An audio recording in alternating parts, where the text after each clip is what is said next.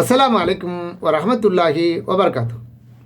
அன்பிற்கினிய சகோதர சகோதரிகளே, உங்கள் அனைவரின் மீதும் ஏக இறைவனுடைய சாந்தியும் சமாதானமும் என்றென்றும் நிலவ பிரார்த்திப்பதோடு நான் சங்கை அப்துல் அஜீஸ். அல்லாஹ்வுடைய அருளால் அனைவரும் நலமாக இருப்பீர்கள் என்று நம்புகிறேன். இதுதான் இஸ்லாம் பாகம் 24, பேசும் மொழிகளும் இறைவனின் அற்புதமே என்பதை பற்றிய ஒரு காணொளி.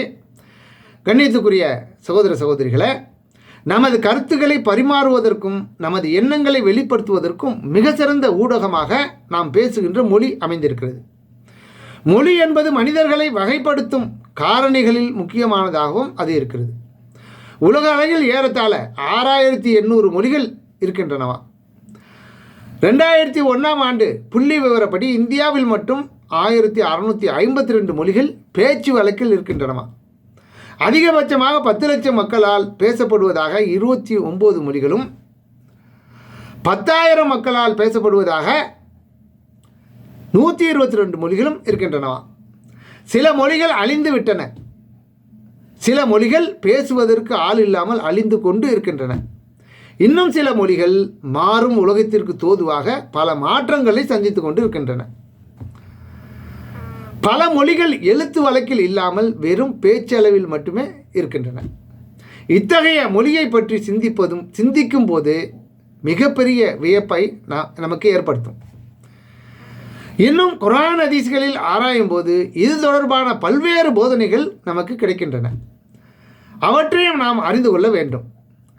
படைத்தவன் ஒருவன் இருப்பதற்கான முக்கிய சான்றாகவும் இந்த மொழிகள் அமைந்திருக்கிறது. நமது உடலில் ஒரு 50 கிராம் எடை கூட இல்லாத சிறிய சதைப்பகுதி தான் இந்த நாக்கு. ஒரு குறிப்பிட்ட வடிவம் கொண்ட சின்னஞ்சிறிய நாக்கை அசைப்பதால் அதிலிருந்து விதவிதமான மொழிகள் வெளிப்படுவதை நாம் பார்க்கும்போது மிகவும் ஆச்சரியமாக இருக்கிறது. மனிதர்கள் பல வகையில் இருப்பது போன்று மொழிகளும் வேறுபட்டதாக இருப்பதை நாம் பார்க்கிறோம். இப்படி மனிதர்களுக்கு மத்தியில் ஏராளமான மொழிகள் இருப்பது சாதாரண விஷயம் அல்ல. இறைவன் ஒருவன் இருக்கிறான் என்பதற்கும் அவன் அனைத்து படைப்பினங்களையும் நுணுக்கமாக படைத்திருக்கிறான் என்பதற்கும் இது மிகப்பெரிய சான்றாக அமைந்துள்ளதை சிந்திக்கக்கூடிய ஒவ்வொருவரும் விளங்கிக் கொள்ளலாம். அல்லாஹ் ரப்பல் ஆலமீன் சொல்லி காட்டுகிறான், வானங்கள் மற்றும் பூமியை படைத்திருப்பதும் உங்கள் மொழிகளும் உங்கள் நிறங்களும் மாறுபட்டிருப்பதும் அவனுடைய சான்றுகளில் உள்ளவைதான்.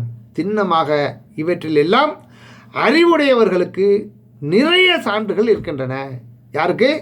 அறிவுடையவர்களுக்கு, சிந்திப்பவர்களுக்கு நிறைய சான்றுகள் இருக்கின்றன என்று 30வது அத்தியாயம் 22வது வசனத்தில் அல்லாஹ் சொல்லி காட்டுகிறான்.